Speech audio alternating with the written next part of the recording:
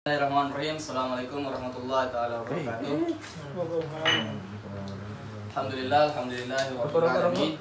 Salatu wassalamu ala rasulillah Sayyidina Muhammadin wa ala alihi wa sahbihi ajma'in. Mabad. Baik, seperti dengan agenda-agenda kita setiap pekannya ya, agenda rutin kita, bahwa kita akan mencoba membedah buku-buku yang kita mampu untuk bedahkan. Dan pada kesempatan ini saya akan membedah salah satu buku tentang tata kelola pendidikan, yaitu buku dari Teguh Triwiyanto dengan judul Gelombang Liberalisme Pendidikan Mengawal Tata Kelola Pendidikan untuk Rakyat. Sebenarnya secara kualitas mungkin saya masih belum bisa membawakan bedah buku ini dengan baik ya, karena saya menyadari masih banyak sekali kekurangan-kekurangan yang sebenarnya masih saya miliki untuk menyampaikan buku ini secara utuh.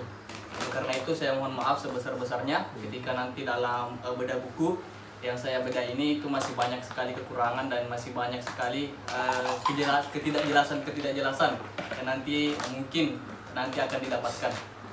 Itu tidak lain karena keterbatasan saya sebagai seorang manusia. Baik, pertama, seperti biasanya kita kirimkan Al-Fatihah kepada penulis. Semoga penulis selalu diberikan kekuatan untuk terus mengawal tata kelola pendidikan Indonesia menjadi pendidikan yang secara akses itu mampu diakses semua kalangan dari atas sampai dengan yang paling bawah. Baik, untuk penulis Al-Fatihah.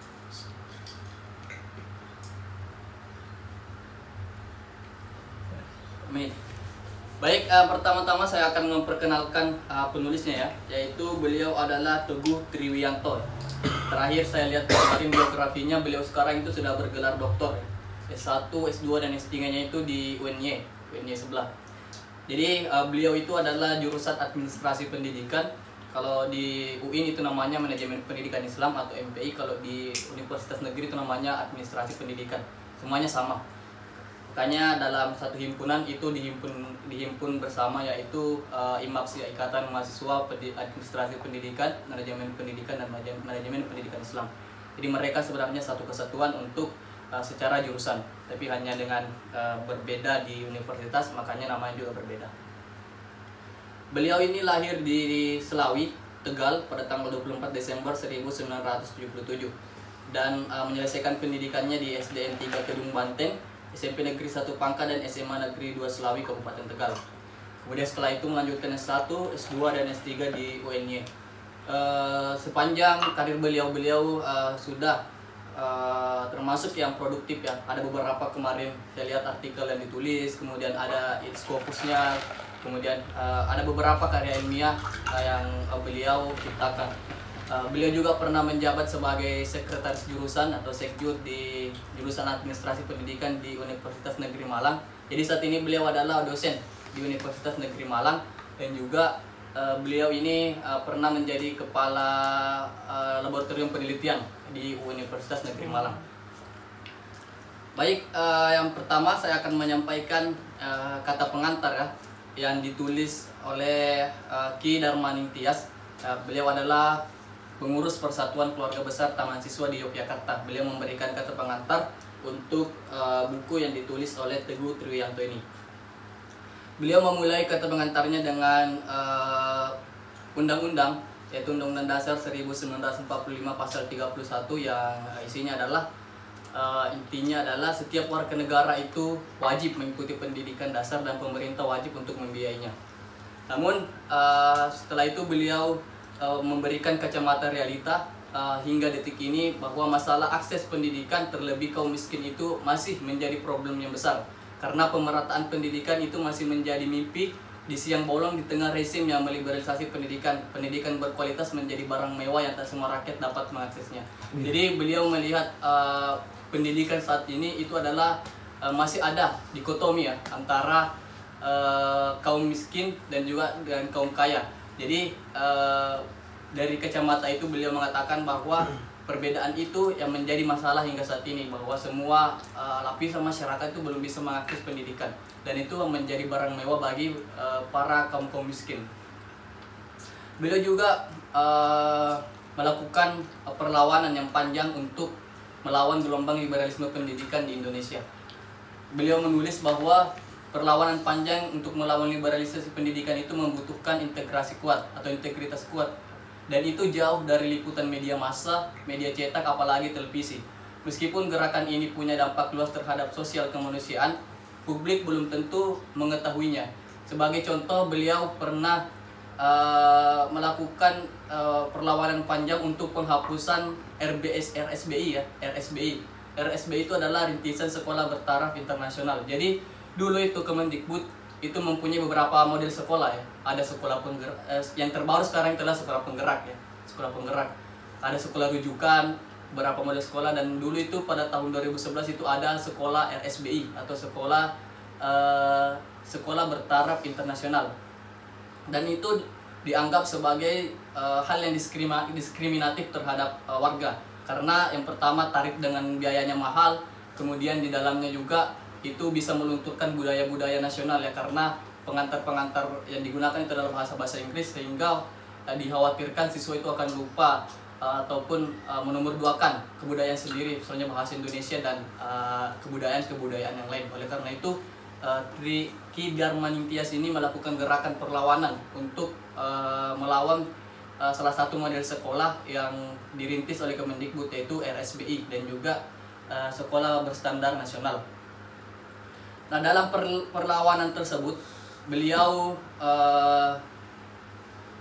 melakukan perlawanan melalui jalur hukum ya. Melalui jalur hukum, ketika itu beliau pada tahun 2011 beliau itu menggalang kekuatan untuk berkomunikasi dengan banyak pihak. Jadi dalam melakukan perlawanan beliau itu mencari ceritanya kawan yang bisa diajak kompromi untuk memberikan perlawanan terhadap RSBI ini.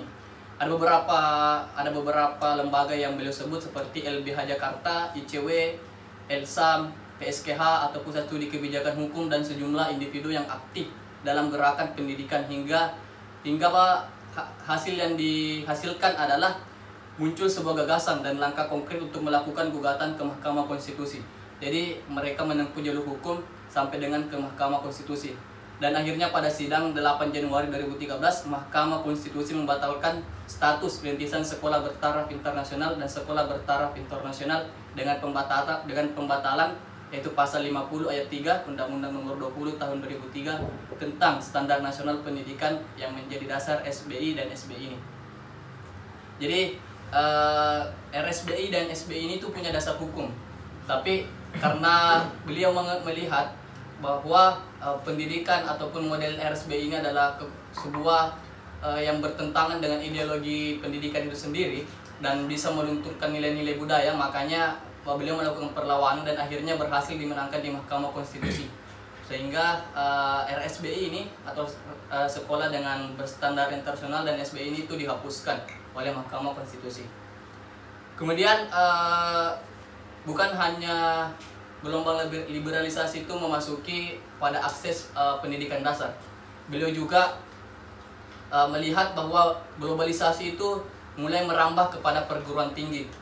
Dengan tanda-tanda yang beliau identifikasi bahwa liberalisme itu masuk melalui globalisasi, itu di perguruan tinggi dengan tanda-tandanya adalah banyaknya perguruan tinggi yang berlomba-lomba menjadi world class university tanpa mempertimbangkan kondisi geografis, ekonomi, sosial, dan budaya di mana perguruan tinggi itu berada. Beliau melihat bahwa pengelolaan perguruan tinggi saat ini itu terjebak pada paradigma ranking yang belum tentu penentuan rankingnya itu relevan dengan kehidupan real yang ada atau kehidupan real dengan perguruan tinggi tersebut. Saat ini memang saat ini beliau melihat bahwa kita memang menjadi negara yang secara politik, tapi ideologi, ekonomi, dan budaya kita itu terjajah oleh bangsa-bangsa lain ya. Apalagi beliau melihat bahwa celakanya birokrat pendidikan juga tidak punya kesadaran, kata beliau, karena tidak punya kesadaran kritis. Beliau melihat bahwa mungkin mereka tidak pernah membaca sejarah lahirnya perguruan tinggi Indonesia, sehingga mereka pun bukan cenderung membuat regulasi yang lebih mendukung proses kapitalisasi dan liberalisasi di perguruan tinggi. Jadi beliau mengkritik birokrat ya pendidikan saat ini yang menurut beliau itu seakan-akan lupa bagaimana sejarah perguruan tinggi itu lahir di Indonesia, bagaimana sejarah pendidikan itu ada di Indonesia, sehingga mereka itu dengan mudahnya membuat kebijakan yang mengarah kepada liberalisasi ataupun kapitalisasi itu sendiri. Itu pun beliau lihat terutama dalam misalnya untuk ujian promosi dokter, kata beliau, promosi profesor ya, bukan promosi ya, untuk ujian profesor kata beliau, itu bisa diidentifikasi dari kebijakan-kebijakan yang dibuat bahwa itu adalah kita sudah terpapar dengan liberalisasi, itu adalah salah satunya itu melalui ujian untuk kenaikan profesor, kata beliau. Bahwa untuk menjadi seorang profesor itu bukan kemampuan seorang dokter untuk menyampaikan ilmunya kepada masyarakat, ataupun bagaimana seorang dokter itu mampu mengkomunikasikan ilmunya kepada masyarakat agar masyarakat itu cerdas dalam bertindak dan dalam hal lain, tetapi bagaimana seorang profesor itu mampu lebih menulis di jurnal internasional. Jadi menurut beliau persyaratan seperti ini itu menggambarkan bahwa perguruan tinggi kita itu sudah terpapar dengan liberalisasinya. Karena untuk seorang profesor saja bukan dari kemampuan dia untuk menyampaikan ilmunya kepada masyarakat agar masyarakat itu cerdas, tetapi yang menjadi persyaratan adalah seorang dokter itu harus mampu menulis di jurnal internasional. Dan beliau anggap itu adalah sebuah kontaminasi dengan liberalisasi. Akhirnya beliau muncul pertanyaan kritis ya. Apalah gunanya mampu menulis di jurnal internasional sementara sebagian masyarakat kita tidak mampu membaca dan menulis. Jadi beliau mempertanyakan hal itu. Jadi kenapa bukan pendidikan untuk menjadi profesor itu dia itu mengkomunikasikan ilmunya kepada masyarakat. Masyarakat yang dicerdaskan, bukan pada kemampuan dia hanya untuk menulis jurnal internasional gitu. Jadi lebih mengarah kepada harus ilmunya itu dia terapkan ke masyarakat ya. Beliau menganggapnya seperti itu karena melihat sejarah pendidikan Indonesia itu adalah bagaimana pendidikan itu lahir ketika masih dalam penjajahan, itu yang menjadi filosofi pendidikan kita, bahwa ketika itu para pejuang-pejuang kita itu melakukan pendidikan itu kepada seluruh lapisan masyarakat ya, seperti Ki Hajar Dewantara dan tokoh-tokoh lain. Mereka melakukan pendidikan itu bukan dari mengembangkan pendidik itu, tapi bagaimana dia mampu mendidik semua kalangan masyarakat. Jadi pengaplikasian ilmu terhadap seluruh lapisan-lapisan masyarakat. Ya, itulah yang ditulis oleh Ki Darmaning Tias, memberikan kata pengantar terhadap buku yang ditulis oleh Teguh Triwiyanto ini. Kemudian saya akan juga menyampaikan salah satu sekapur sirah dari penulis ya, ataupun Teguh Triwiyanto. Beliau memberikan sebuah sambutan, yaitu bahwa gelombang liberalisme pendidikan saat ini itu masuk dalam setiap usaha menyiapkan generasi penerus bangsa. Maka untuk itu dibutuhkan usaha untuk mengawal tata kelola pendidikan untuk rakyat, itu sangat diperlukan. Tentunya beliau ini menulis hal tersebut, mengatakan hal tersebut itu refleksi dari aktivitas beliau sendiri, dari aktivitas beliau mengajar sehari-hari, dari aktivitas beliau melakukan penelitian, dari aktivitas beliau melakukan sentuhan langsung dengan praktik pendidikan. Jadi buku ini itu ditulis beliau itu dari hasil refleksi tersebut, dari kegiatan dia menulis sehari-hari, dari kegiatan dia mengajar sehari-hari, dari kegiatan dia melakukan penelitian sehari-hari, dan dari kegiatan dia dengan praktik pendidikan. Jadi ini buku lahir dari hasil refleksi beliau dari kegiatan beliau sebagai seorang pendidik ataupun tenaga kependidikan. Kemudian beliau juga menulis bahwa tujuan buku ini itu adalah untuk membedah gelombang liberalisme yang menyeruak ya, pada praktik-praktik pendidikan, pada perangkat-perangkat pengetahuan guru dan transfer ilmu kepada siswa ya, dan semuanya itu bertemu di bilik-bilik kelas. karakter liberalisme dalam pendidikan dapat ditemukan pada praktek dan tercermin dari arah kebijakan negara dalam tata kelola pendidikan di pemerintahan pusat, daerah, dan sekolah. Jadi beliau menulis bahwa karakter liberalisme itu dapat ditemukan ya, bukan hanya kepada praktek pembelajaran sendiri, tapi dapat juga beliau identifikasi dari arah kebijakan negara, dari arah kebijakan pemerintah dalam tata kelola pendidikan, baik di pemerintah pusat, daerah, maupun di sekolah. Oke, baik, kita lanjut ya. Yang pertama, beliau menulis di bab pertama itu tentang bagaimana pintu liberalisme itu masuk dalam pendidikan. Ya. Jadi liberalisme itu adalah anak kandung dari kapitalisme. Mungkin kita sudah tahu bersama bahwa liberalisme itu adalah mengedepankan hak individu secara mutlak ya. Dan dalam dalam ekonomi siapa yang punya banyak uang itu yang berkuasa. Artinya yang mempunyai pengaruh besar, itu yang berkuasa. Makanya dianggap sebagai anak kandung dari kapitalisme, karena kapitalisme kan kapital kan, artinya besar, siapa yang besar dia yang berkuasa, itu maksudnya. Dan itu katanya sudah masuk dalam tata kelola pendidikan kita. Masuknya dari mana? Beliau mengatakan bahwa masuknya itu dari globalisasi ya. Jadi globalisasi yang sekarang yang kita zaman yang didapatkan itu liberalisme masuk dari situ.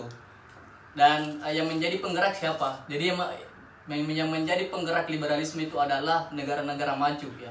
Dari negara-negara maju, kekuatan negara-negara maju hampir semuanya merupakan penggerak liberalisme. Ya, negara-negara maju itu yang mana ya? Negara-negara maju adalah negara yang dalam teknologi, yang dalam modal dan dalam modal dan pasar ekspor itu yang menguasai ya. Jadi di sini ditulis ada beberapa negara-negara yang kuat dalam hal ini, itu ada Amerika, ada Jepang, ada Uni Eropa. Kalau Uni Eropa sekarang apa namanya?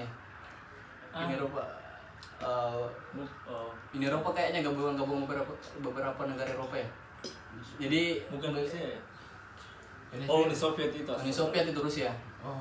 Uni Eropa. Jadi beliau menulis bahwa kekuatan penggerak liberalisme itu dari mereka. Jadi yang menguasai teknologi, yang menguasai ilmu pengetahuan.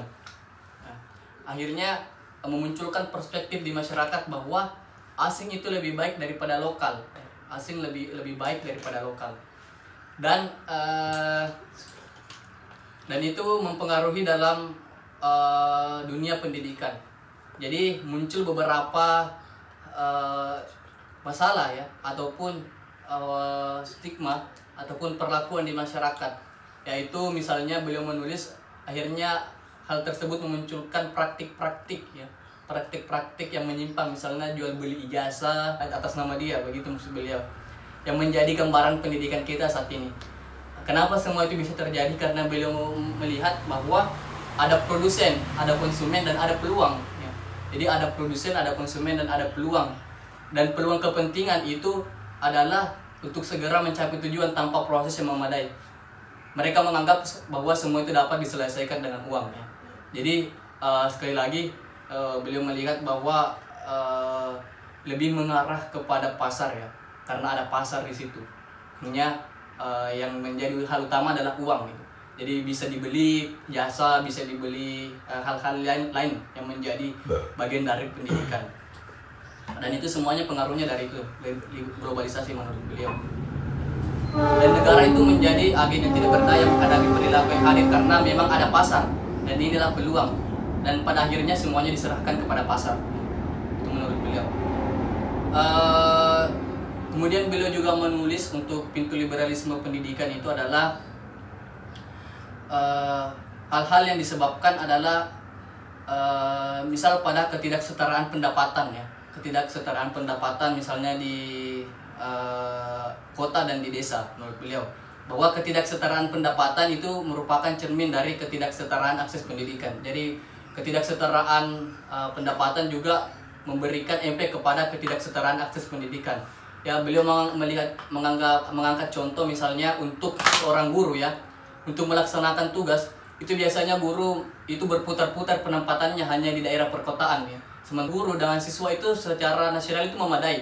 Tetapi kenapa daerah-daerah terpencil itu masih kekurangan guru? Tentu saja karena sumber ekonomi itu berpusat di kota. Jadi karena adanya sumber ekonomi, guru juga akses pendidikan juga terpengaruh. Akses juga di pendidikan terpengaruh. Banyak yang tidak mau ke daerah-daerah terpencil. Banyak yang tidak mau mengajari daerah-daerah terpencil, padahal di sana itu kekurangan guru, padahal di kota itu kelebihan guru, kata beliau. Tapi karena lagi-lagi karena semua ekonomi berpusat di kota, akhirnya berputar-putar di situ guru itu ditempatkan. Kemudian bagaimana selanjutnya beliau menulis bahwa bagaimana sebenarnya tata kelola pendidikan ini itu dalam cengkeraman liberalisme. Jadi sebenarnya itu dimulai ketika internasionalisasi pendidikan itu terwujud melalui 4 formasi. Ya. Jadi Indonesia bergabung dalam sistem perdagangan World Trade Organization atau WTO. Jadi WTO ini adalah organisasi di bawah naungan PBB, ya, di bawah naungan PBB yang bergerak dalam perdagangan jasa. Jadi Indonesia itu masuk dalam anggota WTO ini, World Trade Organization ini, dan setiap anggota itu harus menjalankan kebijakan yang dikeluarkan oleh WTO ini. Semua anggotanya itu wajib mengeluarkan kebijakan, dan semua yang menjadi anggota WTO ini itu bisa memberikan hanya sampai kepada batas pendapat saja, tidak bisa memberikan mengangkat kebijakan, karena yang mengangkat kebijakan lagi-lagi atau yang menentukan kebijakan lagi-lagi negara dengan negara-negara yang memiliki andil kuat ya, seperti Amerika dan lain-lain. Jadi Indonesia hanya bisa sampai kepada tahap memberikan masukan ya. Dan salah satu program dari WTO ini atau kebijakan WTO ini adalah perdagangan jasa dalam bentuk pendidikan ya. Jadi dari analisis yang dilakukan, beliau melihat bahwa internasionalisasi pendidikan ini itu terwujud dalam 4 formasi ataupun 4 metode menurut beliau. Di mana pendidikan itu secara menurut beliau itu dijual belikan melalui internasionalisasi pendidikan ini. Yang pertama itu metode yang pertama menurut beliau itu adalah disebut dengan cross border supply, atau lembaga pendidikan pada suatu negara itu dapat menjual jasa pendidikannya tanpa kehadiran fisiknya kepada konsumen di negara lain. Jadi model yang pertama adalah lembaga pendidikan dari suatu negara itu dapat menjual jasa pendidikannya tanpa kehadiran fisiknya kepada konsumen di negara lain. Bentuk-bentuknya seperti apa? Ya seperti pendidikan jarak ya, distance learning, kemudian ada pendidikan maya atau virtual education, yang itu merupakan bagian dari model seperti ini. Kemudian bagaimana praktiknya dalam tata kelola pendidikan? Dalam praktiknya itu terjadi karena adanya pembentukan pasar yang terjadi di negara-negara berkembang. Ya, jadi Indonesia itu merupakan konsumen ya. Konsumen kenapa merupakan dengan pasar dengan kemungkinan keuntungan yang besar karena penduduknya itu banyak. Ya. Penduduknya banyak dan kita secara penduduk itu banyak, jadi sangat mungkin untuk dilakukan perdagangan jasa ya dalam bentuk terutama pendidikan di negara Indonesia. Itu menurut beliau. Lanjut, kemudian dalam praktiknya itu terjadi karena adanya pembentukan pasar yang terjadi di negara-negara berkembang. Sebenarnya menurut beliau border supply ini tidak lebih hanya konsolidasi lebih lanjut dari 3 pusat kekuatan ekonomi dunia, yaitu tadi ya Amerika, Jepang, dan Uni Eropa. Pusat ekonomi dunia pada 3 kekuatan tersebut itu didukung dengan penguasaan ilmu dan teknologi, dan dalam prakteknya tata kelola pendidikan nasional misalnya itu tampak pada pengendalian standarisasi sistem mutu. Jadi menurut beliau prakteknya itu dalam tata kelola pendidikan nasional adalah pengendalian standarisasi sistem mutu. Jadi kita dalam melakukan standarisasi sistem mutu pendidikan itu selalu mengarah kiblat kepada mereka ya, yang negara-negara berkembang, negara-negara maju ya dengan kekuatan yang menguasai ilmu dan teknologi. Jadi dalam menentukan standarisasi sistem mutu itu selalu mengarah kepada mereka. Kemudian peringkat lembaga pendidikan ya, juga itu indikator-indikatornya itu kebanyakan biasa mengikuti dari negara-negara yang secara ilmu dan secara teknologi itu yang menguasai. Jadi itu yang dijadikan sebuah standarisasi untuk peringkat lembaga pendidikan serta otorisasi ilmu pengetahuan dan teknologi melalui berbagai macam indeks. Dan sebagai impactnya, negara-negara miskin akan sulit sekali keluar dari jerat ketertinggalan dan keterbelakangan karena tata kelola pendidikan nasional itu dapat dipastikan tunduk pada kekuatan besar negara-negara maju yang mendominasi ilmu pengetahuan dan teknologi. Jadi itu sangat sulit karena memang kita didominasi oleh ilmu pengetahuan dan teknologi yang sumbernya itu dari negara-negara luar. Kemudian itu tadi ya, bentuk internasionalisasi pendidikan yang pertama. Kemudian yang kedua menurut beliau bentuknya adalah dalam hal consumption abroad atau consumption abroad ini di mana lembaga pendidikan suatu negara dapat menjual jasa pendidikan dengan menghadirkan konsumen dari negara lain. Nah, jika tadi yang pertama itu tidak menghadirkan konsumen dari negara lain, kalau ini yang kedua adalah dengan menghadirkan konsumen dari negara lain. Ya. Karena saat ini ya mungkin untuk kita itu agak sulit membicarakan daya saing untuk merebut praktik ini. Karena masalah akses dan juga mutu pendidikan kita masih menjadi persoalan utama di mana masih banyak provinsi dan kabupaten yang belum tuntas wajib belajar. Jadi menurut beliau Indonesia masih belum bisa ambil andil yang lebih dalam metode ataupun model yang kedua ini, yaitu menghadirkan konsumen dari negara lain. Karena di dalam internalisasi sendiri sebenarnya Indonesia masih banyak mengalami persoalan pendidikan ya. Dari data yang beliau paparkan masih banyak provinsi dan kabupaten yang belum tuntas wajib belajar ini. Kemudian model yang ketiga menurut beliau internasionalisasi pendidikan adalah movement of natural person ya, di mana lembaga pendidikan suatu negara merekrut pendidik dari negara lain. Jadi model ketiga ini adalah lembaga pendidikan dari suatu negara itu merekrut pendidik dari negara lain. Sebenarnya hal ini hal yang lazim ya, atau hal juga yang menjadi kebutuhan dari pengembangan lembaga pendidikan ya. Karena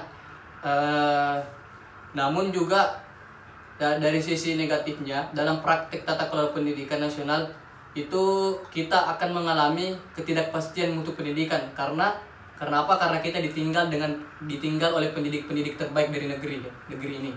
Jadi dengan adanya sistem ini, lembaga pendidikan suatu negara mengambil atau merekrut pendidik dari negara lain, otomatis ketika pendidik-pendidik terbaik kita direkrut oleh negara lain, itu akan menimbulkan ketimpangan di mana ketidakpastian mutu pendidikan kita, karena mereka semua akan diambil oleh negara-negara lain. Itu menurut beliau efek dari internasionalisasi liberalisme pendidikan. Kemudian model yang terakhir menurut beliau adalah commercial presence ya, di mana lembaga pendidikan asing bermitra atau partnership, membuka cabang atau subsidiary atau perkuliahan ganda atau twinning arrangement dengan lembaga pendidikan lokal. Sebenarnya untuk tipe yang keempat atau commercial presence ini itu sudah berjalan dan itu pun sudah diatur oleh undang-undang ya, Undang-Undang Nomor 12 Tahun 2012, di mana ada kriteria tertentu suatu lembaga pendidikan dari luar jika ingin melakukan mitra atau ingin membuka cabang pendidikan di Indonesia itu bisa diatur dalam undang-undang. Namun beliau memberikan kritik bahwa seharusnya negara-negara ataupun lembaga pendidikan yang ingin direkrut ataupun yang ingin melakukan, maksud saya yang ingin membuka cabang ya, yang ingin membuka cabang di Indonesia itu seharusnya, kata beliau, itu memenuhi standar ya, standar di atas negara kita, beliau. Dan itu standar yang dimaksud adalah 8 standar nasional pendidikan. Jadi dalam pendidikan itu memiliki standar ya, itu 8 standar nasional pendidikan atau 8 SNP. Standarnya itu antara lain ada standar pengelolaan, standar pembiayaan, sampai dengan standar didik dan tenaga kependidikan. Dan itu semua juga menjadi satu bagian indikator dalam penentuan kualitas suatu pendidikan. Jadi misalnya mau ke akreditasi misalnya jurusan itu semuanya itu berpacu dari situ, 8 standar nasional pendidikan. Apakah 8 standar nasional pendidikan ini sudah memenuhi standar lembaga tersebut, sehingga dari situ bisa diukur apakah dia itu memiliki mutu yang baik atau tidak. Jadi dari 8 standar nasional pendidikan itu sendiri. Nah, kemudian selanjutnya beliau selain memberikan kritik juga memberikan pemecahan. Jadi beliau menulis di sini ada 3 alternatif pemecahan menurut beliau yang bisa mungkin diusulkan. Yang pertama, beliau menyatakan bahwa alternatif yang pertama adalah kita harus melakukan penguatan self bootstrapping. Artinya kita itu mengelola diri sendiri dari sumber sendiri. Ya, jadi menurut beliau untuk menantang pasar global itu dibutuhkan nasionalisme strategis.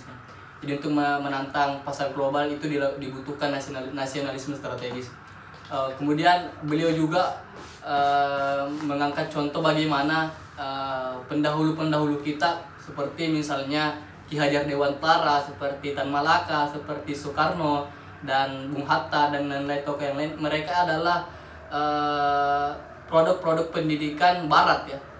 Jadi mereka ada yang menempuh dari pendidikan SD sampai dengan S1 itu misalnya di Belanda.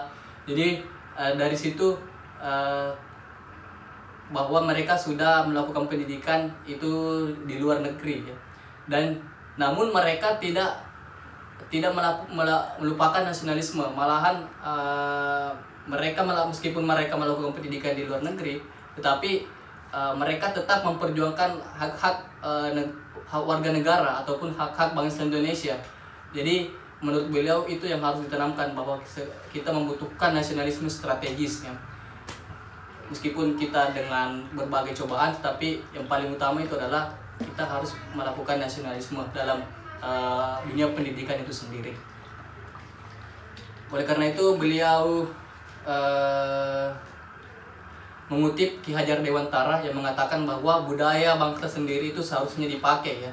Jadi yang dipakai adalah budaya bangsa sendiri yang dipakai sebagai petunjuk jalan untuk mencari penghidupan baru yang selaras dengan potret bangsa kita, dan pastinya akan memberikan kedamaian dalam hidup. Itu menurut beliau. Jadi harus bisa melakukan pengelolaan sendiri dari sumber sendiri. Kemudian alternatif pemecahan yang kedua menurut penulis ini, bahwa pengembangan ilmu dan teknologi itu dapat dilakukan tapi melalui upaya yang strategis nasional ya, dengan mengelola penelitian ilmu dasar dan pengelolaan ilmu teknologi terapan. Jadi menurut beliau supaya kita bisa lepas dari cengkeraman liberalisme ya, kita harus melakukan pengembangan ilmu dan teknologi yang dapat dilakukan melalui upaya strategis nasional.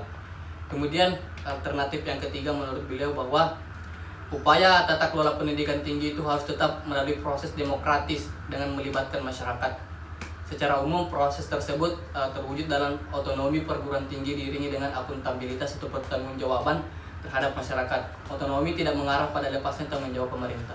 Jadi yang ketiga menurut beliau, bahwa lembaga pendidikan khususnya perguruan tinggi itu harus mewujudkan akuntabilitas. Jadi harus melibatkan masyarakat dalam pengelolaan lembaga pendidikan. Kalau di sekolah itu disebut dengan komite ya, komite sekolah. Jadi komite sekolah itu adalah masyarakat atau tokoh-tokoh masyarakat yang sebenarnya menurut beliau itu disalahpahami, karena komite sekolah itu dianggap hanya sebagai pemasok material saja. Pemasok material artinya hanya menyumbang saja, ya. Itu kan biasa ada sumbangan dari masyarakat, itu kan melalui komite sekolah. Jadi komite sekolah ini penyambung antara sekolah dengan masyarakat, dan dianggap hanya sebagai penyumbang secara material. Padahal itu tidak seperti itu ya.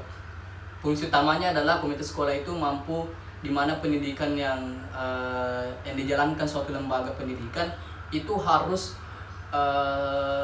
sesuai dengan budaya-budaya masyarakat yang ada. Jadi kan kembali nanti siswa-siswa itu kembali kepada masyarakat supaya dia mampu menjaga nilai-nilai masyarakat, ya perlu ada hubungan antara masyarakat dengan sekolah. Jadi Menurut beliau fungsi utamanya itu seperti itu, bukan hanya sebagai pemasok material saja. Oke, selanjutnya lanjut ya.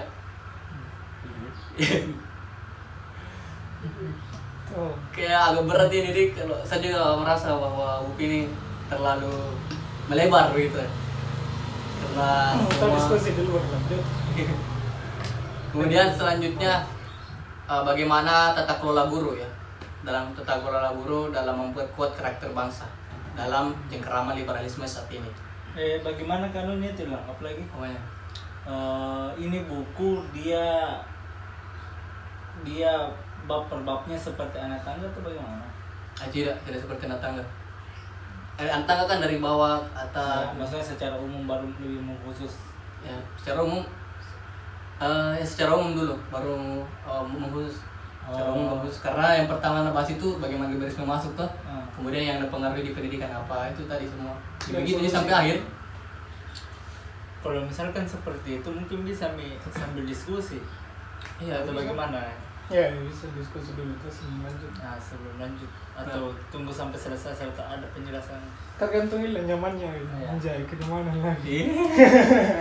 Tergantung kenyamanan juga. Iya. Bagaimana kalau mau diskusi bisa, kalau mau selesaikan dulu bisa. Diskusi dulu. Diskusi dulu. Ya, Hah? bisa selesaikan. Pertama saya lihat penulis terjebak dengan stigma bahwa liberalisme itu tidak ada baiknya gitu ya. Itu berangkat dari situ kan. Terjebak karena narasi yang dibangun itu penuh dengan kritikan gitu. Tidak ada pemetaan. Ya. Liberalisasi di aspek manajemen, liberalisasi pada aspek transmisi keilmuan.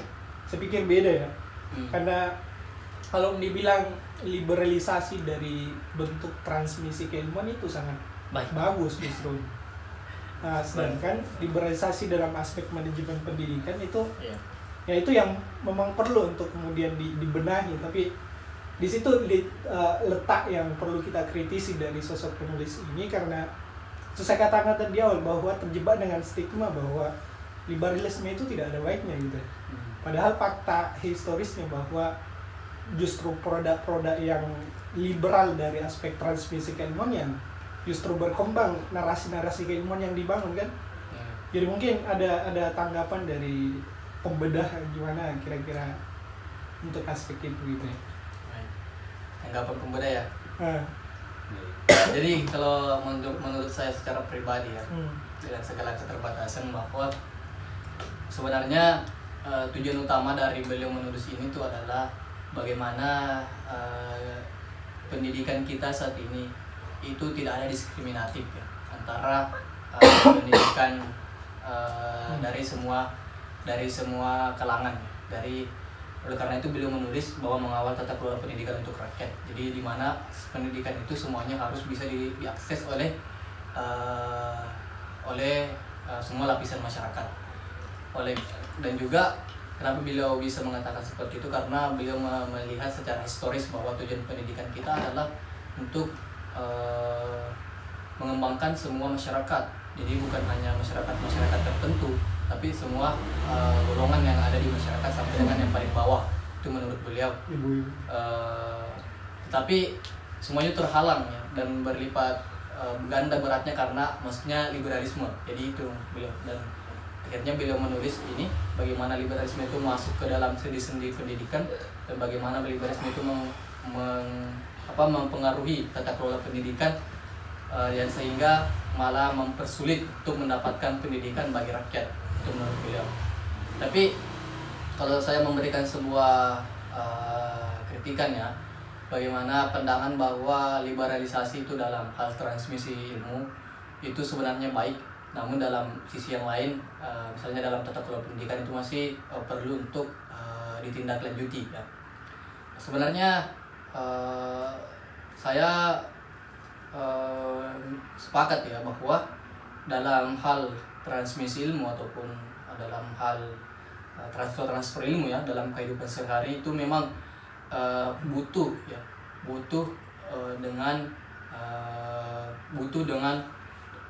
dengan negara-negara lain ataupun dengan istilahnya pemilik ilmu pengetahuan itu sendiri, negara yang menjadi rujukan pemilik ilmu pengetahuan sendiri atau negara yang memiliki kualitas pendidikan yang lebih baik daripada kita, karena itu akan memacu pendidikan kita, mutu pendidikan kita itu menjadi lebih baik.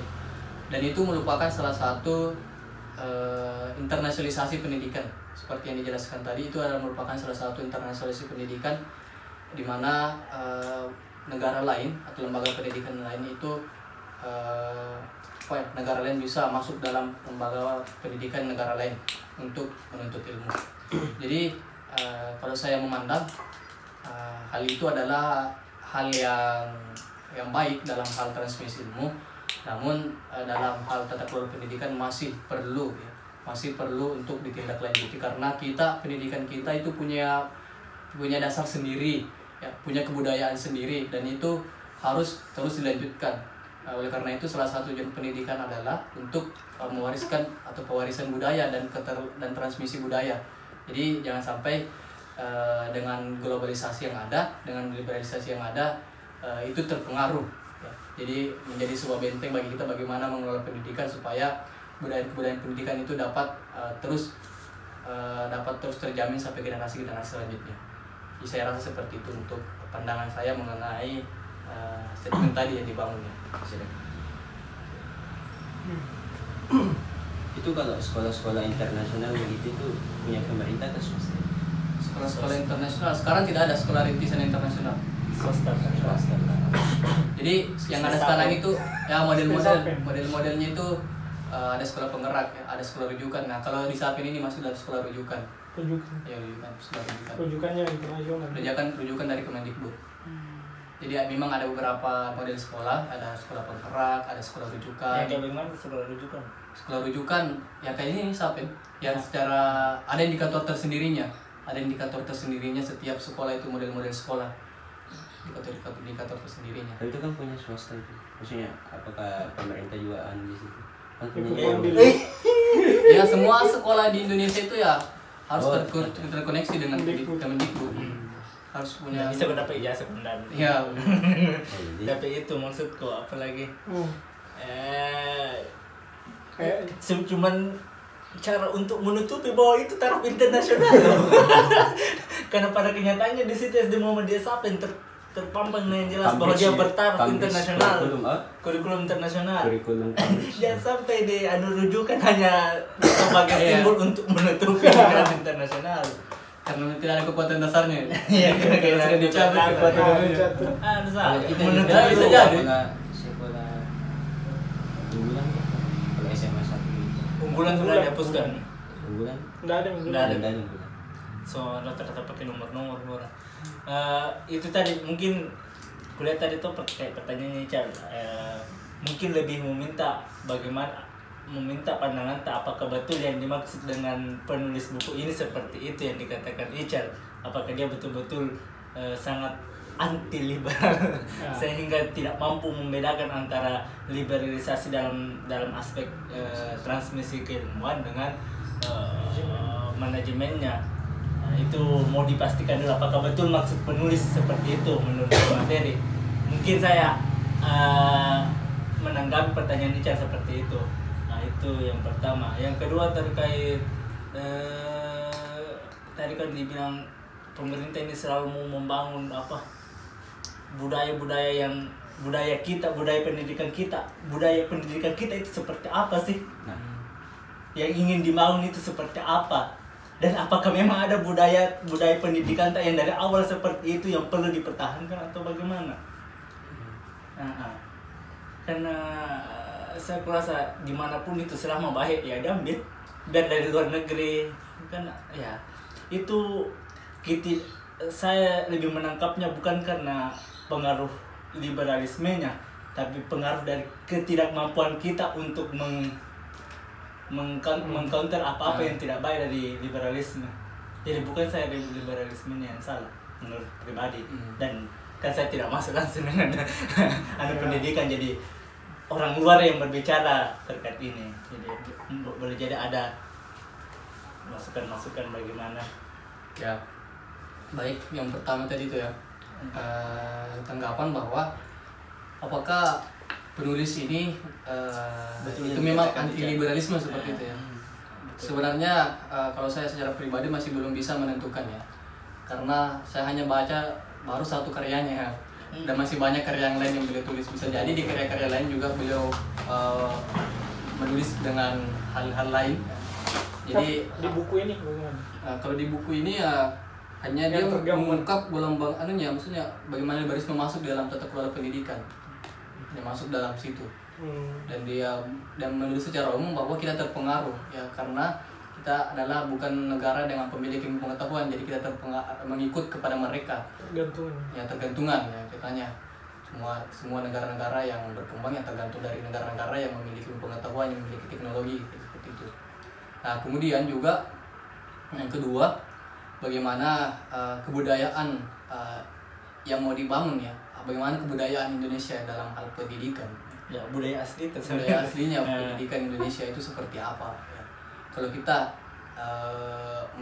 melihat ya bahwa pendidikan dan kebudayaan itu tidak bisa dipisahkan ya, karena bisa kita lihat di kementerian kita ya, namanya adalah Kementerian Pendidikan dan Kebudayaan.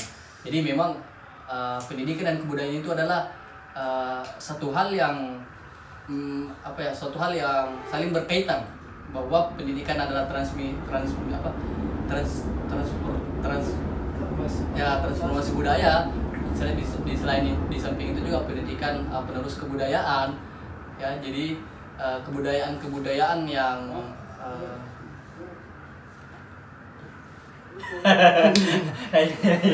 jadi kebudayaan dimaksud adalah kebudayaan Indonesia itu sendiri, kebudayaan lokal, kemudian kebudayaan keragaman budaya yang dimiliki Indonesia itu semuanya harus diwariskan kepada generasi-generasi selanjutnya, dan itu yang menjadi salah satu pewarisnya adalah melalui pendidikan. Jadi menurut beliau seperti itu, jangan sampai dengan adanya pendidikan yang ada itu bisa mengikis ya nilai-nilai kebudayaan kita sebagai bangsa Indonesia dengan beragam budaya yang ada, dengan beragam nilai-nilai budaya yang ada. Oleh karena itu perlunya untuk mencintai produk-produk lokal menurut beliau, dan juga kita harus mengubah perspektif bahwa lokal juga itu tidak kalah baik dengan internasional, itu dengan asing ya.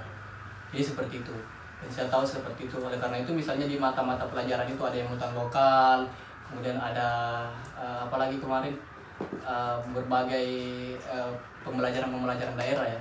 Itu salah satu bentuk bahwa kita mentransformasi budaya. Misalnya salah satunya ada kalau kita di Bugis ada pendidikan Lontara begitu kan, itu kan semua diajarkan di SD gitu, dan itu masuk dalam muatan lokal. Jadi saya rasa menurut pandangan saya itu seperti itu ya.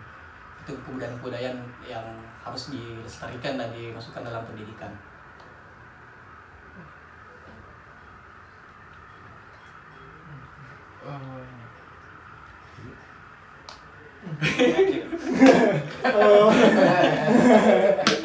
Mukadimah yang sangat baik. Oke, lanjut. Dulu. Ini masalah kebudayaan, saya pikir masih perlu untuk dipikirkan kembali. Itu karena bilang ada sebuah entah teori atau apa tentang fiksasi kebudayaan sebenarnya. Dalam kacamata manajemen itu apakah ada semacam kecenderungan fiksasi kebudayaan, bahwa kebudayaan itu ya ini nggak bisa ditransformasikan lagi karena nggak bisa berkembang dalam kacamata. Kalau kita lihat kenapa kemudian ada muncul gerakan salafisme, kan berawal dari fiksasi kebudayaan Islam itu seperti ini. Sedangkan kebudayaan itu dinamis kan. Kenapa ada kecenderungan ketertinggalan? Astagfirullah. Karena itu ada kecenderungan memfiksasi suatu kebudayaan yang sebenarnya masih bisa untuk terus berkembang. Nah, dalam labelitas kebudayaan yang disematkan pendidikan dan kebudayaan itu, apakah ada semacam kecenderungan fiksasi atau tidak sih? Kalau kita melihat ya dari tujuan-tujuan pendidikan, bahwa itu yang pertama ada pendidikan itu pewaris kebudayaan. jadi mewariskan. Kemudian tujuan yang lain bahwa pendidikan itu adalah transformasi kebudayaan. Iya. Jadi saya rasa dari situ menunjukkan bahwa itu bukan tidak hanya melakukan sebuah fiksasi tapi juga melakukan transformasi.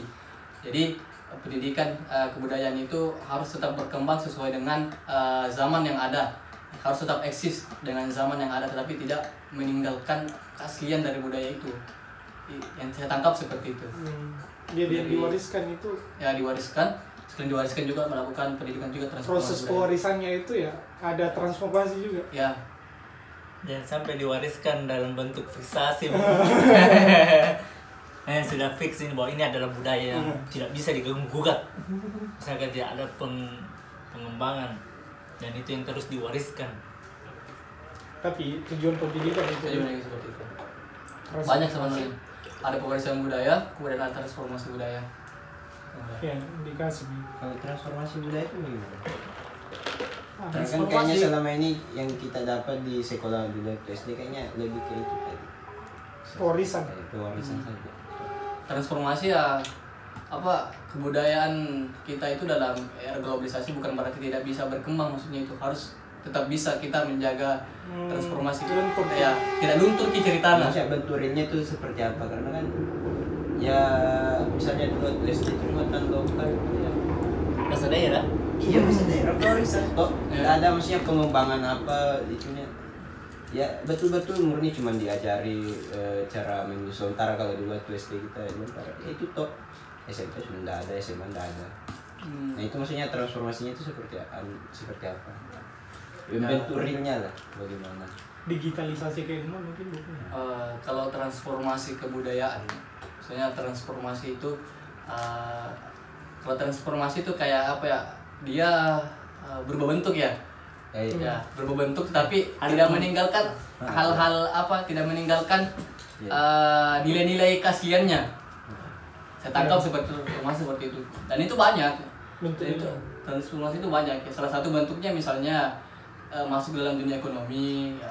Misalnya kita lihat kalau misalnya di jersey ya kita ambil simpel lah jersey PSM ya misalnya kan.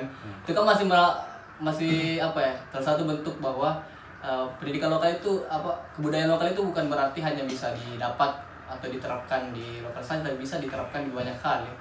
Misalnya itu masuk dalam hal ekonomi dan masuk dalam sektor-sektor lainnya, itu bentuk transformasinya, bukan hanya saja atau ditulis saja tapi juga bisa dimasukkan dalam hal-hal ekonomi yang lainnya. Jadi saya rasa seperti itu bentuk-bentuk transformasi yang dilakukan dalam hal kebudayaan. Terangkap seperti itu. Masuki dalam sektor-sektor yang lain. Tapi kalau yang saya lihat kayaknya lebih ini, maksudnya kayak Jepang itu kan. Ya. Gimana Jepang dia? Ya kayaknya real itu transformasi kebudayaan di pendidikan Jepang itu. Bagaimana misalnya nilai-nilai orang Asia Timur itu betul-betul ditanamkan dari kecil, misalnya nilai kesopanan, nilai rasa malu dan ya kalau saya menurutku transformasi kebudayaan yang paling berhasil itu Jepang. Tapi kenapa tadi misalnya kalau dikritik itu tadi nggak tahu aku bilang gitu. Santai sih ya. Kalau kita mengambil contoh Ya, Jepang Jepang itu misalnya, kayaknya untuk berhasil sekali transformasi kebudayaannya walaupun kebudayaan itu ya kalian tadi yang diberikan itu sebenarnya lebih mengindikasi kepada karakter ya. Iya. Karakter ya. Misalnya sopan santun itu kan semua masuk dalam karakter ya. Dan karakter itu sama dengan akhlak. Nama lain dari karakter itu kalau di Arab itu akhlak. Karakter baik disebut akhlak mahmudah.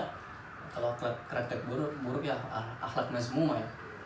Jadi untuk itu saya rasa juga untuk penanaman karakter di Jepang itu saya rasa itu satu hal yang kurang menurut saya. Kenapa? Karena banyak yang pemimpin-pemimpin Jepang itu yang ujung-ujungnya memilih bunuh diri. Itu kan salah satu bentuk bahwa karakter ya. Karakter-karakter yang dibangun dalam hal pendidikan sehari-hari itu tidak bisa mencapai pada titik karakter spiritual, atau memang mungkin mereka ya di sisi lain mungkin mereka tidak yakin Tuhan ya, bisa jadi seperti itu.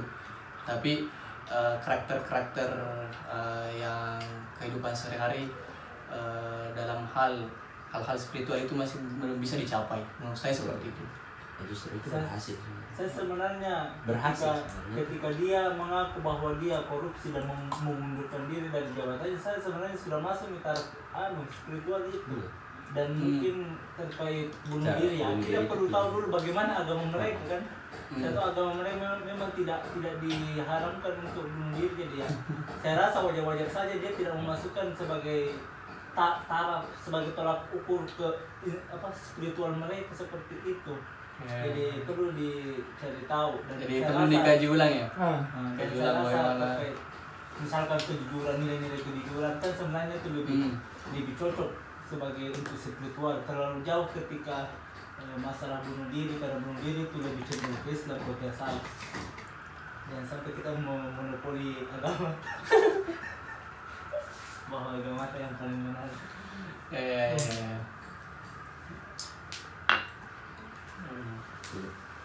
Lalu lagi di manajemen pendidikan, saya contoh realnya tentang manajemen perpustakaan tuh.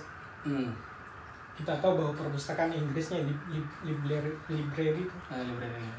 Lib di situ kan dalam perspektif Kamaman itu kan sebenarnya ada kata liberal di situ bebas. Nah, sedangkan kecenderungan manajemen perpustakaan kita sekarang itu kaku, sehingga orang tidak tertarik ke perpus orang, karena manajemen yang kaku itu yang berangkat dari situ, yang seharusnya perpus itu liberal bebas, justru manajemen yang dibentuk dalam taraf keindonesiaan kita ya kaku tuh. Orang kalau ke perpus harus pakai baju ada keranya. Kenapa orang luar perpustakaannya bagus, minat bacanya tinggi? Karena perpusnya ndak kaku tuh. Nah itu dalam kacamata setelah membaca buku itu menurut pembedah kira-kira gimana itu? Ya, kalau menurut saya perlu juga dikaji ya kenapa bisa seperti itu, kenapa bisa perpustakaan menerapkan seperti itu ya. Mungkin kita punya nilai-nilai sendiri dan itu tidak bisa kita ambil dari luar gitu. Kita juga punya standarisasi sendiri bagaimana orang-orang yang masuk itu harus seperti apa, punya tata krama sendiri ya, misalnya seperti itu. Saya rasa seperti itu. Mungkin dia punya aturan-aturan tersendiri dan mungkin itu bisa jadi adalah aturan-aturan yang dia terapkan itu sesuai dengan tata krama ataupun sesuai dengan budaya yang berlaku di tempat dia itu. Saya rasa seperti itu sih. Tapi faktanya minat baca tak. Tapi itu tidak memungkinkan kau untuk memikirkan ulang apakah ini masih layak untuk dijadikan tolak ukur atau tidak. Kan misalkan untuk melihat impact-nya kan sebenarnya sudah cukup kelihatan kan bahwa banyak orang yang malas perpustakaan. Ya, minat baca dalam ranking begini, minat baca ini kan impact-nya luar biasa loh. Budaya sopan santun itu budaya yang kaku. Nggak bilang begitu saya. Saya udah bilang begitu sebenarnya. Tidak ada arah. Konklusi. Tapi itu dulu kekakuan itu apa yang melatar belakang yang bisa kaku seperti itu. Itu dulu itu kan apakah betul karena sopan santunnya atau karena apa? Dan kurasa kita ya maksudnya mempertahankan itu. Kalau sudah terjebak dalam toksik dia. Toksik. Jadi kayak merasa berat tuh perpusnya kalau banyak harus dipakai kemeja begitu. Harus tutup Ya kan mungkin di Unsuka lumayan karena bisa juga pakai baju kos. Kayak kalau di Makassar bisa juga. Ada berapa yang tidak? Kan ada contohnya tidak bisa makan, tidak bisa minum ngopi. Ada berapa perpus di Makassar kayak tidak bisa makanan lagi. Bisa di kalau kopi. Di atas kopi. Makanan enggak? Kalau makanan enggak tahu. Tapi itu maksudku poin pentingnya itu bagus sekali ketika bisa membentuk aturan-aturan sendiri apalagi sesuai dengan sosial kultur kita. Tapi perlu dipahami juga impact-nya nanti bagaimana, apakah melahirkan kekolotan atau tidak. Kalau misalkan kurasa melahirkan kekolotan dan stuck nanti di situ kayaknya tidak baik juga. Lebih bagus itu kita menimbang dua-duanya, apa yang datang dari luar dan apa yang Ya. ada di kita. Dengan apa secara tidak langsung lebih sepakat melihat apa Muhammad Abid Al-Jabiri ketika dia melihat tradisi-tradisi keislaman yang ada di Arab, dia tidak serta-merta langsung menerima apa tradisi-tradisi Arab yang ada di sana, dan juga tidak serta-merta menerima tradisi-tradisi dari Barat. Tapi memang dua hal ini menempati proporsi yang tepat. Maksudnya semuanya dilihat ulang. Jadi saya di satu sisi sepakat, di sisi lain kalau memang sudah tidak layak dijadikan buang saja. Kayak mantan. Jadi kalau kalau Iya, gitu, kalau mungkin. ada peluang untuk dikaji ulang, saya rasa ada ya. Ya. Saya rasa ada, selalu ada peluang untuk dikaji ulang. Dan semua kan tergantung dari stakeholder, karena mereka adalah pembuat kebijakan utama dalam satuan pendidikan. Betul. Saya sepakat juga dengan itu. Stakeholder.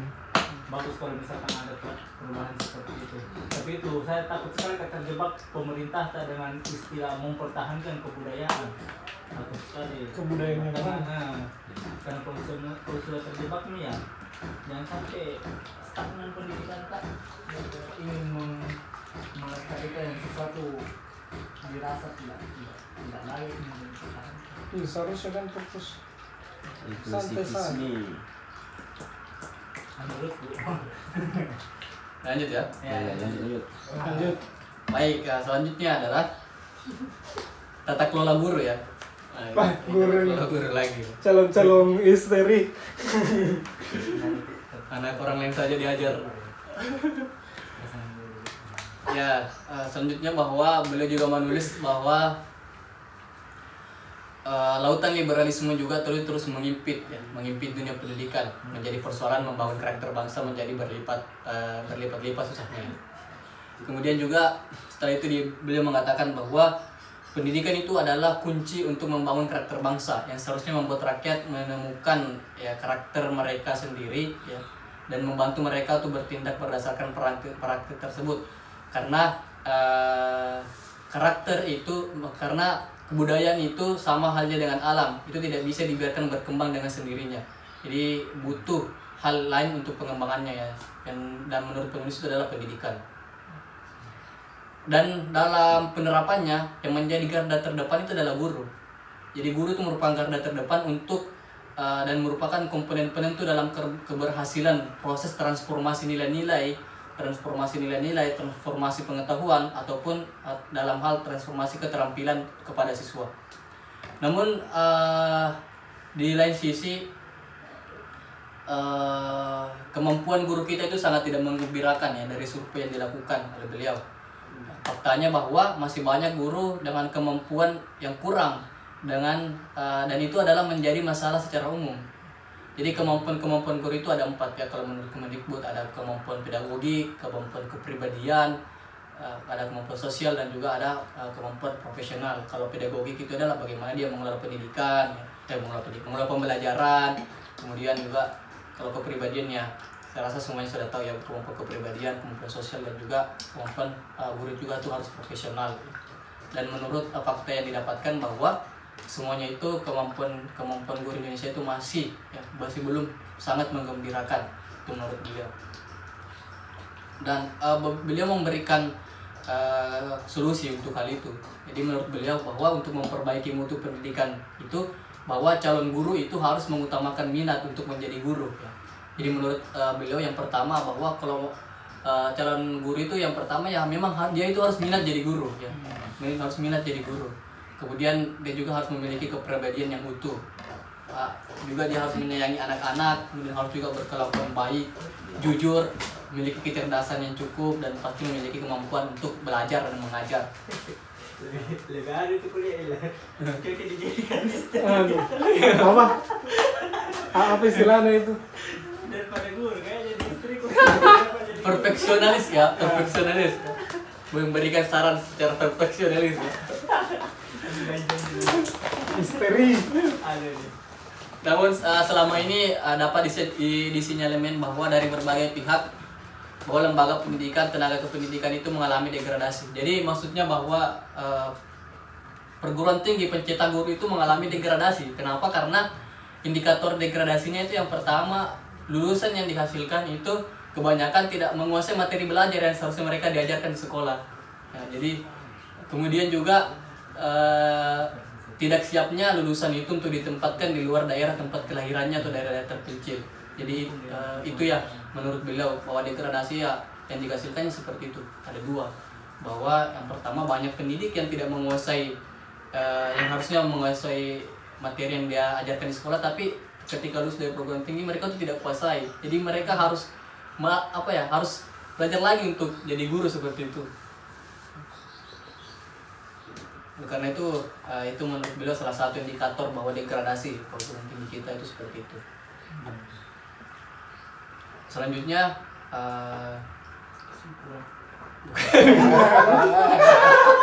masih ada dua. Selanjutnya dalam manajemen berbasis sekolah ya.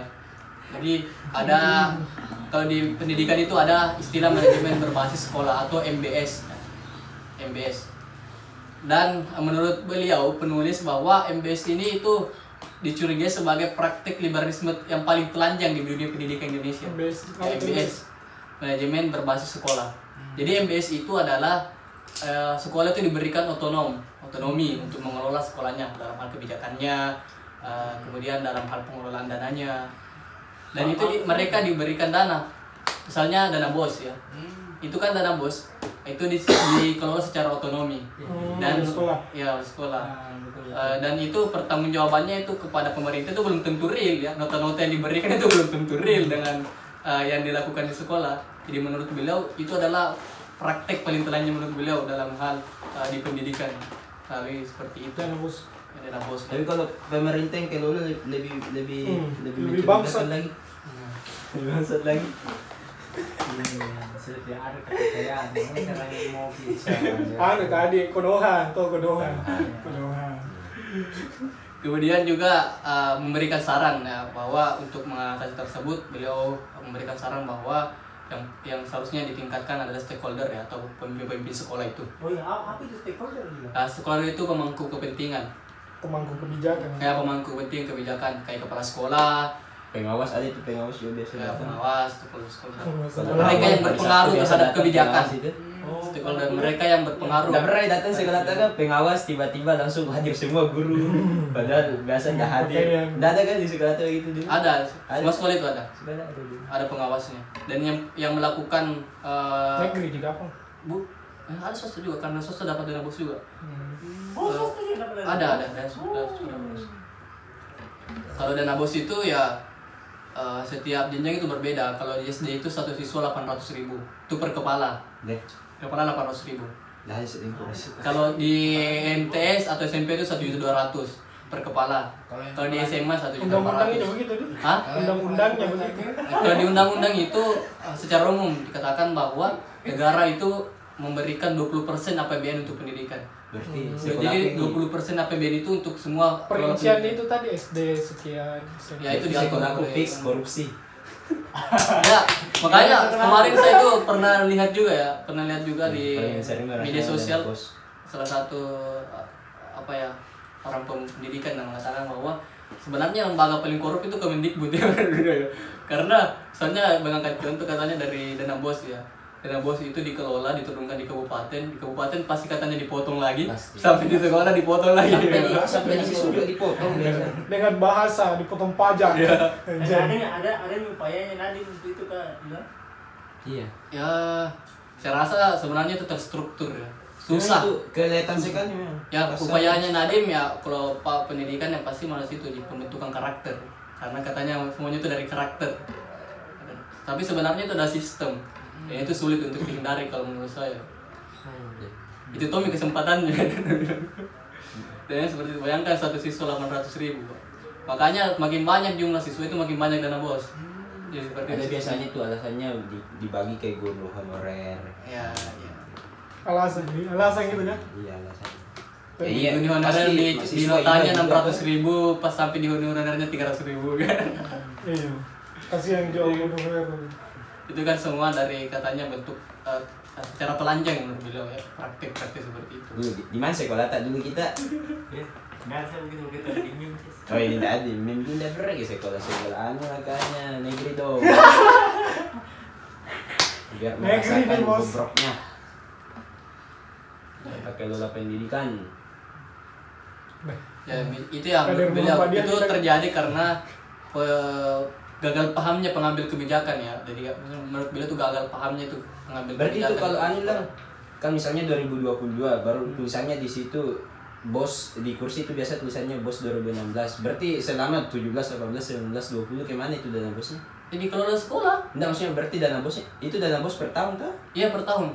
Berarti itu Per kalau tahun masih 2 kali. pakai kursi 2016 itu Berarti fix dalam korupsi. Enggak tahun. Itu juga itu kan Nah kalau- masalahnya rentang waktunya itu Kembangnya. 5 tahun ya sudah Ya. rusak-rusak nih kursi masih. Kalau untuk dana bos itu sebenarnya itu dilakukan untuk pemenuhan 8 standar pendidikan itu tadi ya, ada standar sarana prasarana juga. Jadi Tergantung. ya sarana prasarana itu apakah bisa diajukan untuk dana bos atau tidak itu dilihat kelayakannya. Jadi biasa ada tertulis 2016 itu kursinya. Tapi selama masih layak itu masih belum diganti, masih belum diganti. Berarti kalau ada berkurang dana bos itu lebih dominan kemana itu biasanya dana? Wah, saya juga tidak tahu ya, saya tidak pernah. Tapi secara telanjang ya biasa ya, secara rahasia umum lah dikelola dikelola sekolah kan, secara otonomi. Dana bos dikelola otonomi. Berarti kepala sekolah nih Ya kepala sekolah. kemungkinan besar korupsi. Wah, tidak tahu juga. Bisa jadi dibagi ke guru ya. Atau pengawas. Dan itu ya apa ya? Sebenarnya penyakit ya. Apalagi semua yang dihadirkan sebagai bukti itu semuanya palsu kebanyakan sih. Nota-nota itu kan kebanyakan biasa ya. Bukti realnya di organisasi diajarkan begini. Iya. Iya. Ya dan memang saya rasa sudah dari perguruan tinggi sudah Miniatur negara. Di organisasi sudah dimodelisasi ya. LPG, penuh dengan kepalsuan. Berarti itu kebobrokan yang terstruktur deh. Perlu ya perlu untuk diperlukan sih. Perlu revolusi. perlu untuk diperbaiki ya. Dan semuanya saya Revolusi rasa akhlak. Revolusi. Tapi kalau penulis buku apa anunya? Sarannya? Ada? itu tadi bahwa seharusnya yang paling pengambilan kebijakan seperti itu menurutnya bahwa gagal pahamnya pengambil kebijakan. Jadi solusinya paham Jadi dulu. Berarti ini Jadi dari solusinya buku. bahwa pengambil kebijakan itu perlu dibentuk anunya katanya untuk karakternya begitu. Bisa dibilang ini penulis buku orang sosialis nih. Sosialis itu bagaimana? Hah? Ya udah sosialisnya. Lawannya kapitalis. Oh, saya sih. Nah, lanjut dan yang terakhir ini adalah. Anda alhamdulillah. Orang yang tidak punya di kepentingan itu penganut sosialis. Masalahnya tidak ada orang tidak punya kepentingan. Nah, berarti kebanyakan kapitalis di negara apa? Karena semua orang kalau melihat duit matanya hijau kan. Iya. Dan terakhir di bab terakhir beliau itu mengangkat sesuai dengan pokok utama bahwa siswa miskin itu dalam pusaran liberalisme pendidikan. Ya. Jadi menurut beliau bagi siswa miskin itu pendidikan itu adalah persoalan yang dilema atau persoalan yang dilematis. Ya. Karena di satu pihak kemiskinan yang membuat mereka tidak bisa bersekolah, tetapi di lain pihak karena tidak bersekolah mereka sulit untuk keluar dari lingkaran kemiskinan. Jadi Berarti saling anu ya. Dilematis betul ya. Saling bagi golongan miskin itu pendidikan dianggap sebagai beban karena terlalu banyak biaya yang harus dikeluarkan sehingga muncul persepsi bahwa pendidikan itu justru semakin memiskinkan karena pada akhirnya mereka tidak bisa terlibat dalam pendidikan. Itu menurut beliau. Dan juga menurut beliau apabila siswa miskin itu masuk dalam dunia pendidikan dan juga telah mengeluarkan biaya yang banyak dalam hal pengaplikasian itu sulit karena mereka kalah katanya dengan orang-orang yang mempunyai kepentingan di dalam. Misalnya orang dalam mereka kalah dan orang-orang miskin katanya lemah terhadap itu. Itu menurut beliau. Jadi memang dilematis sekali katanya bagi siswa miskin untuk dapat menempuh pendidikan. Itu nyata sih kayaknya. Nyata sih itu. Betul sih itu. nyata kan. Jadi bagaimana ini saran-saranmu yang sebagai seorang apa mahasiswa magister. Ya. Iya. Kalau saya Ya, secara maksudnya ini penting sekali ini maksudnya. Betul, bukan betul. main-main ini bah karena Ya. terstruktural sekali. Ya, beda buku bukan hanya untuk itu kan. Tapi Ya, untuk supaya menghadirkan timbul juga kesadaran kita tuh. ya. Ya kalau saya melihat dari kacamata saya presiden sendiri. for 2024. Ya. Revolusi. Kalau saya melihat dari kacamata saya sendiri bahwa kita memang perlu melihat pendidikan kita itu sebenarnya seperti apa. Ya, dari sejarah-sejarah yang lalu bagaimana pendidikan itu lahir. Jadi kita perlu melihat secara historis ya. Secara historis itu pendidikan kita itu lahir karena apa? Ya. Kalau kita lihat secara historis bahwa pendidikan kita itu memang untuk rakyat. Ketika Ki Hajar Dewantara mengeluarkan mendirikan sekolah ya, mendirikan taman siswa, itu mereka semuanya itu diperuntukkan untuk rakyat ya, tanpa ada lapisan masyarakat, tanpa ada lapisan-lapisan. Itu jadi pakai istilah taman ya. Ya betul, mungkin salah satu istilahnya untuk sebagai taman. Dan dari situ sepertinya kita harus mulai sadar ya, menanamkan kesadaran bahwa memang pendidikan itu untuk rakyat. Dan itu harus sesuai dengan amanat undang-undang bahwa pendidikan harus mencerdaskan kehidupan rakyat. Kehidupan bangsa. S2 aku nanti MP. Ada apa ini? Jangan nanti masuk di Udah ganti kepala sekolah ini. jangan sampai pendeta lagi dulu nanti mau masuk. Nah, saya dulu tuh waktu ke sekolah yang paling kusalahkan itu guru. Kenapa begini orang, maksudnya teman-temanku kayak goblok semua, maksudnya jelek semua nilainya termasuk saya. Ya karena memang kemampuan gurunya memang yang ya begitu ji. Goblok. Tapi Jadi, jangan sampai ternyata itu kayaknya memang terstruktur nih. Memang dari atas dari Kemendikbud yang gobrok gitu. Baik. Kalau saya di SD, SMP enggak apa-apa disalahkan, maksudnya enggak ada kurasa masalah kalau guru yang disalahkan. Dan masa SMA kayaknya kita sudah bisa berpikir rasional, yang mana baik, yang mana buruk. Ya. Jadi kalau misalkan janganlah guru terus yang disalahkan terus ya. Memang di satu sisi dia juga punya Iya. turut Iya. andil, tapi kan di masa-masa SMA ini kan sudah ada kesadaran apalagi sudah bisa membedakan yang hak dan yang ada yang mati kan, jadi terasa nggak bisa dijadikan guru seperti Nah, itu tadi juga kritikannya bahwa perguruan tinggi yang menghasilkan guru-guru itu masih mengalami degradasi. Karena ya guru yang dihasilkan itu kebanyakan masih belum bisa menguasai materi yang seharusnya diajarkan. Gitu. Seharusnya itu sudah keluar dari perguruan tinggi seharusnya sudah bisa fix ya mengajar begitu kan. Tapi pada faktanya itu masih belum bisa. Karena Masih jadi belum bisa. skripsi nih. Ada pertanyaan dulu sederhana sekali. Tanya ke guru itu. Satu satu. Menurutmu siapa yang paling bertanggung jawab di antara yang tiga? Kenapa pendidikan di Indonesia itu bobrok sekali? Apakah dari siswanya sendiri? Kencang sekali pertanyaan Atau SD-nya nya. Dari pemerintah, guru atau dari pemerintah. Pertanyaan kan gitu. Ya Siapa kalau yang paling kita bertanggung jawab? melihat bahwa tujuan salah satu tujuan pendidikan juga, tujuan pendidikan itu banyak sebenarnya. Karena beberapa orang memang memiliki tujuan pendidikan sendiri. Salah satu tujuan pendidikan itu adalah untuk mengembangkan potensi yang dimiliki manusia. Dalam hal ini yang dikembangkan potensi adalah peserta didik. Peserta didik itu adalah siswa. Dan yang harus mengembangkan itu adalah guru. Jadi tujuan pendidikan itu adalah untuk mengembangkan potensi siswa atau mencerahkan potensi siswa. Dan yang menjadi garda utama itu adalah guru. Guru dalam yang bersentuhan langsung dengan siswa dalam mewujudkan tujuan tersebut. Jadi yang paling bertanggung jawab saya rasa kita tidak bisa disebahkan kepada salah satu. Yang paling bertanggung jawab itu adalah bisa pemerintah, di lain sisi juga guru juga bertanggung jawab. Kalau saya rasa siswa itu tidak bertanggung jawab ya karena mereka adalah konsumen. Ya. Konsumen dari guru itu, jadi cerminan keberhasilannya dari siswanya. Apakah berhasil diterapkan atau tidak. Jadi kalau kita melihat ya kalau saya rasa ya salah satu faktornya itu adalah yang paling bertanggung jawab itu dua-duanya itu ya, pemerintah dan juga guru itu sendiri sebagai pendidik.